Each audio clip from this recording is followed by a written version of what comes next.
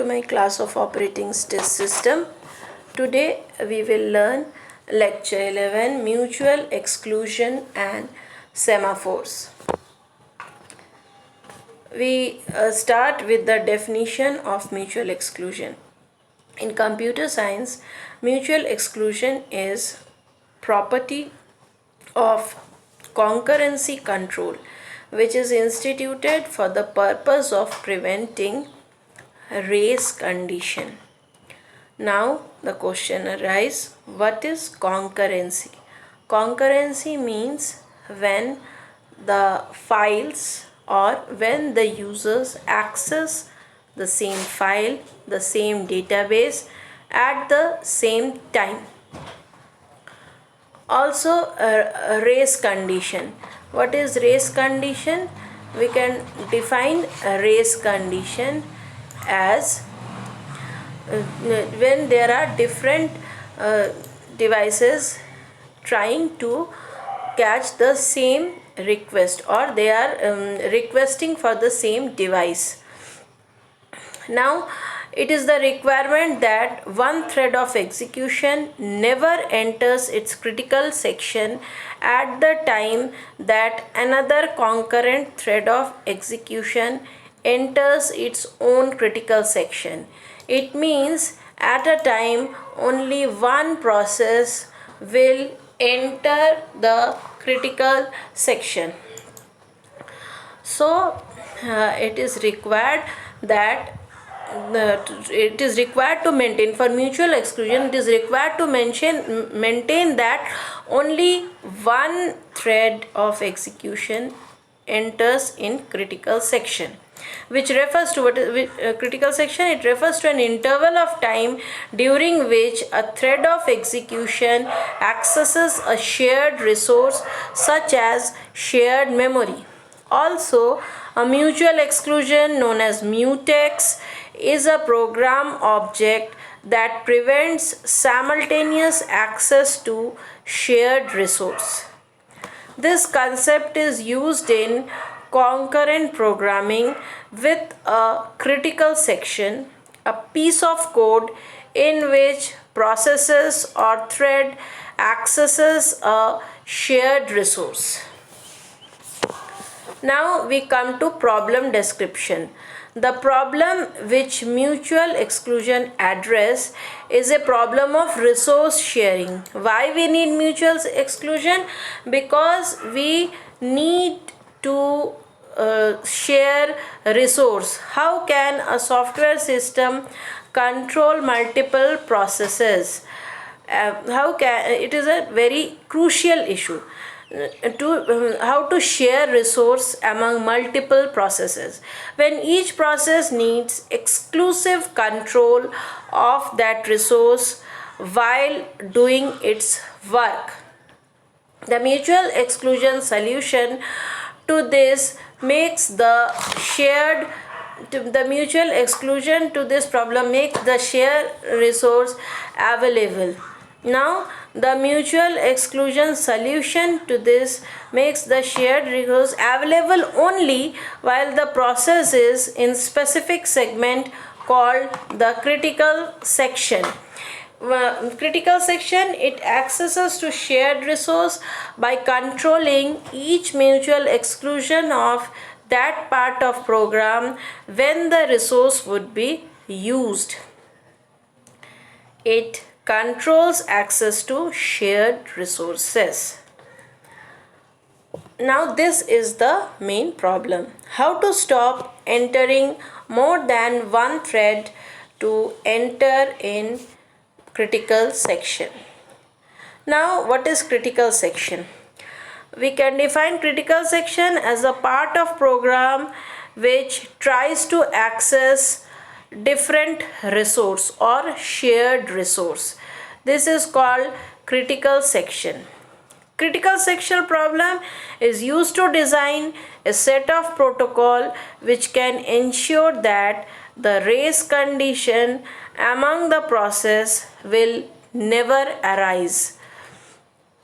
Also, it refers to the problem of how to ensure that at most one process is executing its critical section at the given time. Again, critical section in different threads are not necessarily the same code segment. For example, a critical section may be used to ensure that a shared resource like a printer can only be accessed by one process at a time. The critical section problem is to design a protocol that the processes can use to cooperate. Each process must request permission to enter its critical section. The section of code implementing this request is the entry section. The critical section may be followed by an exit section, and the remaining section we call it remainder section. Now we come to problem solution ideas. Any solution to the critical section problem must satisfy few requirements. What are the requirements? Mutual exclusion. If a process is executing in its critical section, then no other process is allowed to execute in critical section. It must be free of deadlock. That is, if processes are trying to enter the critical section, one of them must eventually be able to do so successfully, provided no other process stays in critical section permanently. That means a process can be allowed to enter in a critical section only when the critical section is empty and there is no other process executing in the critical section. Now we come to process execution cycle 1. Every process's program can be partitioned into 4 sections, resulting in 4 states. Program execution cycles through 4 stages in following order. There are 4 states and they need to follow the same order. First, non-critical section. Operation is outside the critical section. The process is not using or requesting the shared resource. Trying. The process attempts to enter the critical section. Then third, critical section. The process is allowed to access the shared resource in this section. Then exit. The process leaves the critical section and makes the shared resource available to other processes. If a process wishes to enter the critical section, now the question arises that if a process wishes to enter the critical section, it must first execute the trying section and wait until it acquires access to critical section. After the process has executed its critical section and is finished with shared resource, it needs to execute the exit section to release them for other processes' use. The process then returns to its non-critical section. Now, what is the disadvantage? One of the disadvantage of this principle is at times it may cause a deadlock scenario, and to overcome we need to work out for deadlock freedom principles. Now deadlock freedom or lockout freedom. What is that? Deadlock freedom guarantees that any process wishing to enter the critical section will be able to do so eventually. This is distinct from deadlock avoidance. which requires the same waiting processes to be able to get access to critical section, but doesn't require that every process gets a turn. If two processes continuously trade a resource between them, a third process could be locked out and experience resource starvation. Since only two process, there is resource sharing or critical section, entering the critical section is occurring between only two processes, so they share resource, the third process will share resource starvation even though the system is not in deadlock, but still resource starvation will occur. If a system is free of lockouts, it ensures that every process can get a turn at some point in the future. A k-bounded waiting property gives a more precise commitment lockout freedom. Lockout freedom ensures every process can access the critical section eventually. It gives us guarantee about how long the wait will be. In practice, a process could be overtaken an arbitrary or unbounded number of times by other higher priority processes before it gets its turn.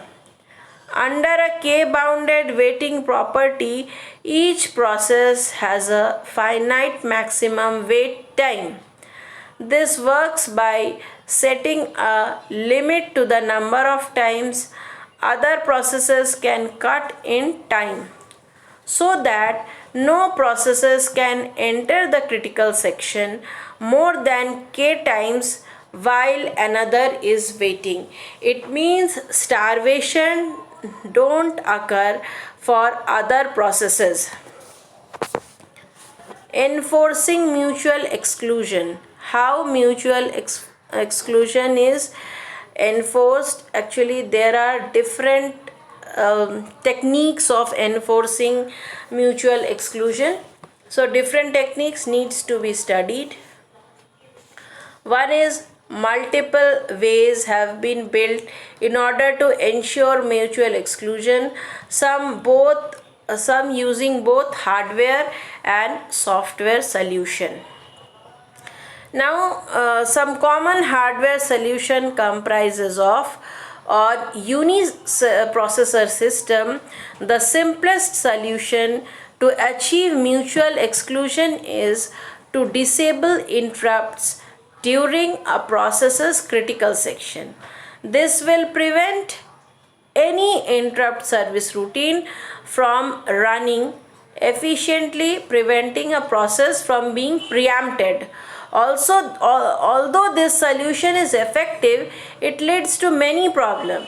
If a critical section is long, then the system clock will drift every time a critical section is executed, because the timer interrupt is no longer serviced. So tracking time is impossible during the critical section. Also, if a process halts during its critical section, control will never be returned to another process, effectively halting the entire system. A more elegant method for achieving mutual exclusion is busy wait. Now, this is all about enforcing mutual exclusion. Also, we should learn, since in earlier slide we have learned there are two solution. One is hardware solution and another is software solution. Now we should learn about the software solution of enforcing mutual exclusion. Now there are several algorithms which are followed to enforce mutual exclusion. They are Decker's algorithm, Peterson's algorithm, Lambert's Bakery algorithm, one binary test and set register is sufficient to provide the deadlock free solution to mutual exclusion problem. Maybe in next classes we will learn this algorithm in detail. Now mutual exclusion devices. Mutual exclusion devices. To enforce mutual exclusions, software solution can be used to build the synchronization primitives as locks, also known as mutex, reader writer lock, where whenever one process enters for writing, the reader's reading that file or database is stopped from doing so because maybe the database is in inconsistent state. Recursive locks means two-phase protocol. In DBMS we follow two-phase protocol where the locks are taken recursively. Semaphores, monitors, message passing, tuple space. Many forms of mutual exclusions have side effects. For example, classical semaphores permit deadlocks. This is the diagram showing mutex versus semaphore. Now, what is semaphore? We must learn what is semaphore. Semaphore in computer science, a semaphore is a variable or abstract data type used to control to a common resource by multiple process in concurrent system such as multitasking operating system. So that is called semaphore. Actually, semaphore is an integer variable. Semaphore are integer variable that are used to solve the critical section problem by using two atomic operations, wait and signal, that are used for process synchronization. The wait operation decrements the value of argument s if it is positive. Also, semaphores are used for counting tasks such as creating a critical section that allows a specified number of threads to enter. For example, if at most 4 threads to be able to enter a section, we could protect it with semaphore and initialize that semaphore to 4. So initialization is also required in some cases. Now semaphore, how it works. What is the working of semaphore? This is the diagram. We can see the binary semaphore. The process, then there are two processes. For example, consider there are two processes and the resource is shared between two processes. Now when process P1 enters the shared resource, or it enters binary semaphore becomes, or it enters the critical section, binary semaphore becomes active and process 2 waits till process 1 completes execution and give the signal to free that critical section, which can be used by other processes. Now this is the stepwise diagram. Executing in non-critical section, process P1, then the value of signal is 1. Since it is binary semaphore, so only two values are allowed. One is 0 and another is 1. P2, it is executing in non-critical section. When P1 is executing in non-critical section, P1 and P2 both are executing in non-critical section. Now process P1 enters critical section. As soon as it enters critical section, the value of signal is 0. 0 signifies that no other process can enter the critical section. And for process P2, it is executing in non-critical section. Now we come to state 3, executing in critical section.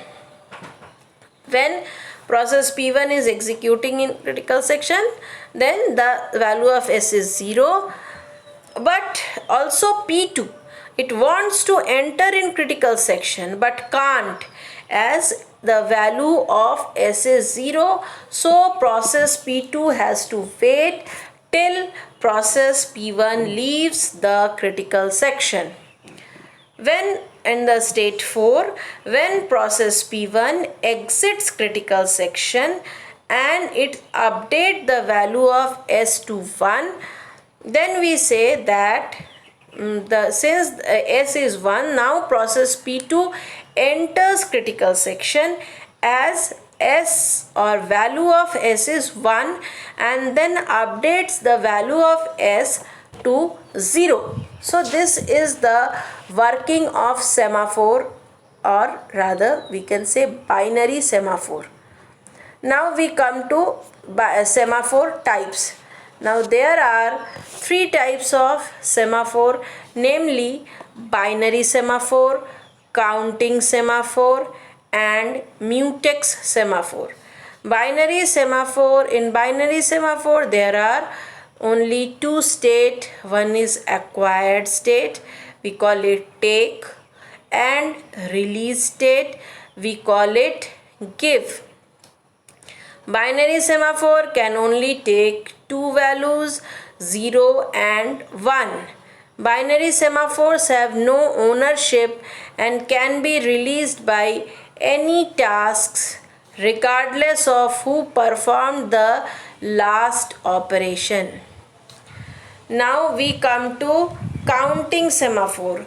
What is counting semaphore? Counting semaphore is a non-negative integer count. Counting semaphores are used to coordinate access to resource with the semaphore count initialized to number of free resources. Counting semaphores don't have a defined order of unblocking. Exists if multiple threads are waiting for a semaphore. Now mutex. What is mutex? Mutex is a binary variable whose purpose is to provide locking mechanism. Why we use mutex? Whenever we need to use locks, then we use mutex for mutual exclusion. Now we come to learn about mutex. Mutex locks is essentially a variable that is binary in nature and that prevents code-wise functionality for mutual exclusion. At times, there may be multiple threads that may be trying to access same resource like memory or IO, etc. To make sure that there is no overriding, mutex provides a locking mechanism. Only one thread at a time can take the ownership of a mutex and apply the lock. Once it done utilizing the resource, it may release the mutex lock. What does it mean? That in computer programming, a mutual exclusion object. The full form of mutex is mutual exclusion object. It is a program object that allows multiple program threads to share the same resource, such as file access, but not simultaneously. The mutex is set to unlock when the data is no longer needed or the routine is finished. That means it has completed execution. Now this is the diagrammatic representation of mutex in operating system. This is the diagrammatic representation of mutex. Please have a look at the diagram. Here you will find again the same thing. Mutex lock is essentially a variable that is binary nature that provides code-wise functionality of mutual exclusion. Only one thread at a time can take the ownership of a mutex and apply the lock. Once it is done, it is done means once the execution is finished, it and then utilizing the resource, once it is done utilizing the resource, it may release the mutex locks. Then the mutex locks can be released. Now we come to a comparison, mutex versus semaphore. Mutex, it is a ownership lock mechanism. Only the thread who acquired the lock can release the lock. Then in binary semaphore, it is more of a signal mechanism. Any other higher priority thread, if want, can signal and take the lock. Mutex is to protect the shared resource. Semaphore is to dispatch the thread. These are the two main differences between mutex and semaphore. Now we learn something more about mutex and semaphore. Mutex, a program object that allows multiple processes to takes turn to share the same resource. In semaphore, it is a variable that is used to control access to a common resource by multiple processes in a concurrent system, such as a multitasking operating system. Then locking mechanism, mutex is having a locking mechanism, semaphore is having a signaling mechanism. Although both of them mean same, but there's a difference in usage. Mutex is an object, semaphore is an integer variable. Just like we saw in previous slide that the two processes P1 and P2, they were changing the value of the semaphore, s is equal to 0 and s is equal to 1. So semaphore is an integer variable. Then in mutex there is no categorization, and in semaphore it is categorized as binary and counting semaphores.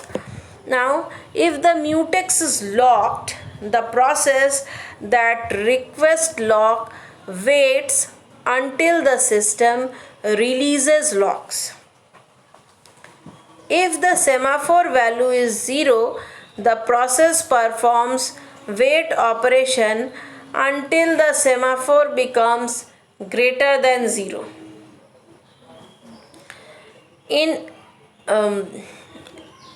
mutex, process use acquire and release in access and release mutex.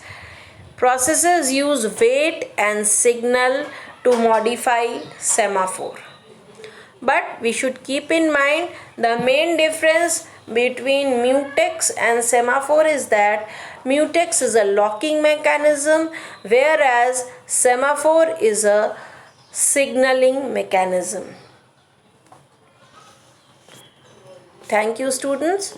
Hope the concept of mutex and semaphore is clear to you all. So with this we need to end this class, and in the next class also we will continue the same topic.